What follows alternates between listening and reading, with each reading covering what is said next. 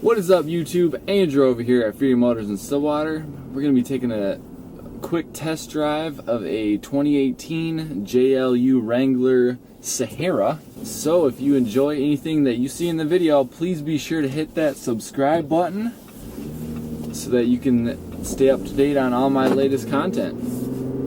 So some quick first impressions. I've done a handful of other Wrangler videos. I haven't done any test drive videos quite like this one, so I'm going to tell you a little bit more about how this car drives. I've talked a lot about, some of the features and all that kind of stuff, but this video is going to focus primarily on how the vehicle drives and how it handles and how its road presence feels and all that good stuff. One of the first things I noticed when I hop behind the wheel of a JL Wrangler as opposed to the previous JK Wrangler is I noticed how well the vehicle accelerates. That was kind of a weaker point on the JK Wranglers. I mean, Wranglers in general, they're pretty big vehicles. They're kind of heavy. They only are offered, in the recent past anyways, they've only been offered with a V6. This V6, it has good acceleration. And the biggest change that they did for the JL over the JK is not in the engine. The engine is stayed pretty much the same. The difference is in the transmission. The JK Wrangler was offered in a 6-speed manual or a 5-speed auto, and the JL Wrangler is offered in a 6-speed manual or an 8-speed auto. My preferred transmission for this vehicle, the 8-speed auto. Now, the reason this thing tends to accelerate quite a bit better than the JK, it has 3 extra gears. The gear ratio allows for more fine tuning of the acceleration of the vehicle, and that's really been A+ work by Jeep, I have to say. I've really enjoyed driving JL Wranglers, and I'm just not a big fan of the JK Wrangler. And having driven a handful of JLs now, it's, as far as its driving characteristics, its road feel, its handling, it's not even that much of a comparison as far as I'm concerned.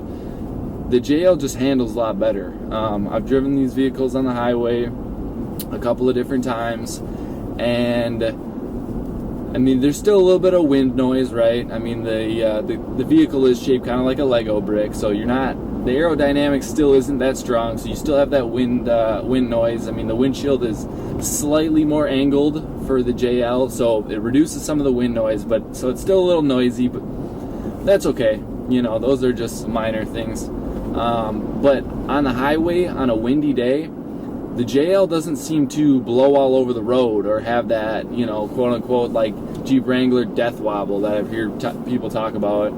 And, it's just different. The JL just handles a lot better. The JK, it was just all over the road. At about 70 miles per hour or so, a JK Wrangler, would just get blown all over the road, even more than, other cars. So that's definitely one strike against the JK as far as I'm concerned. And then the JL, it just handles like cornering, just like everyday cornering. Like the JK has a lot of body roll going through just like kind of simple corners. It has a high center of gravity. So, you take kind of a sharper turn and you're just kind of all over the place. And you hop in a JL and you drive it. And I guess my favorite part about, the driving and the handling and all the, just the driving characteristics of the JL is the fact that it just drives a little bit more like some of the other SUVs on the market. It doesn't stray so far from its roots that it's not the off-road beast of the past. It still is. You get the Rubicon and it still has all the off-road capability, if not more, as to be expected by Jeep and continual improvement and all that stuff. So it's not straying away from its roots, which is good, because you want it to maintain some of that same heritage, right? That Jeep heritage, and it has done that, the JL. But it has improved vastly over some of the previous implementations of the Wrangler because of its daily drivability, I would consider daily driving a JL. And I would never consider daily driving any of the past Wranglers. So that's kind of just like my perspective on it. Take away from it what you will. You know, I'm not even the biggest Wrangler enthusiast, but the JL has made it relevant for me as a car buyer. You know, if I was looking at getting a Wrangler, it's like I wouldn't even consider getting a JK, having experienced how nicely the JL handles on the road. Some of the old like road hum and the noises that you'd be accustomed to hearing with a JK has been reduced with the JL. You know, it's a quieter ride, it's a smoother ride, it handles a little bit more like other SUVs, so it's kind of up to date with and staying relevant with the masses, right? Because not 100% of the people who buy Jeep Wranglers are taking them off-road. You know what I mean? Probably like 20% or less are actually doing real Jeep stuff with them. Other people are just driving them for status or for looks or whatever. You know, they just like the way they look, they like the culture, they like a variety of different things. And that's great. And that's cool and good for them. You know, they're entitled to that too. But now the JL is relevant, and it's a better handling and driving vehicle that, you know, a lot of people wouldn't have even maybe considered buying in the past. So what I'm saying is I think Jeep is increasing their market share.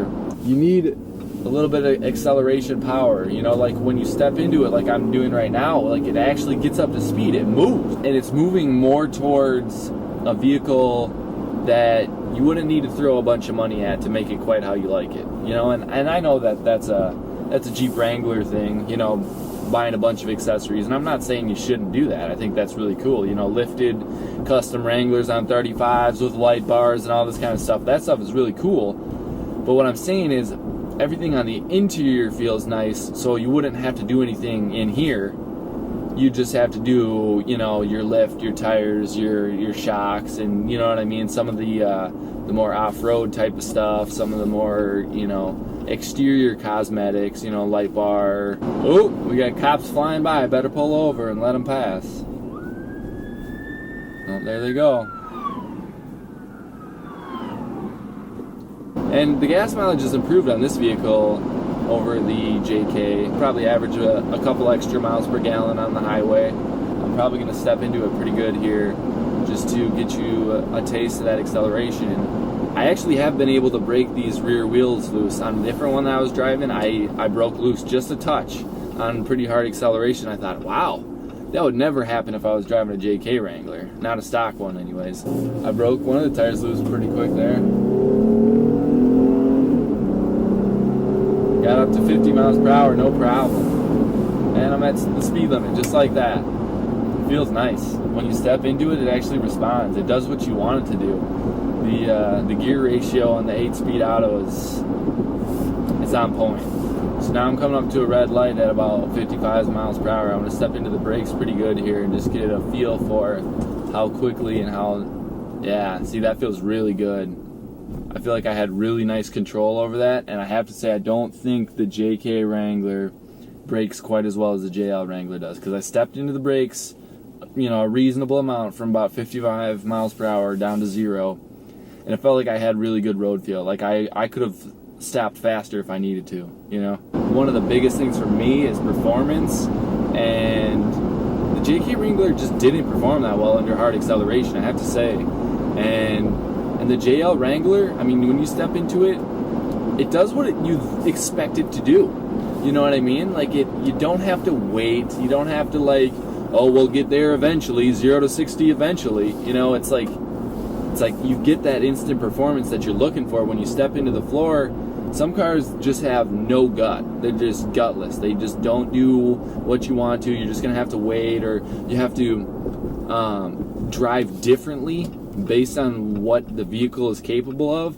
And I feel like this vehicle, you wouldn't really have to do that as much as maybe some of the older Wranglers. You know, you don't have to kind of let people get in front of you, or, you know what I mean, you can kind of manipulate the traffic situations in different ways because of the way that it handles, because of the way that it performs under acceleration, because of how quickly the brakes hook up and everything. It just has a lot better road presence. You feel like you can do what you need to do without having to think, oh wait, my car's not that fast, or oh wait, I can't stop that quickly, or like I don't have to modify my driving style to accommodate driving this vehicle. If you enjoyed anything you saw in the video, please be sure to hit that subscribe button, smash that like button, destroy that like button. Leave a comment below with some of your feedback. I'd love to hear from you guys and get some conversation and feedback going on. Thanks for watching, and have a fantastic day.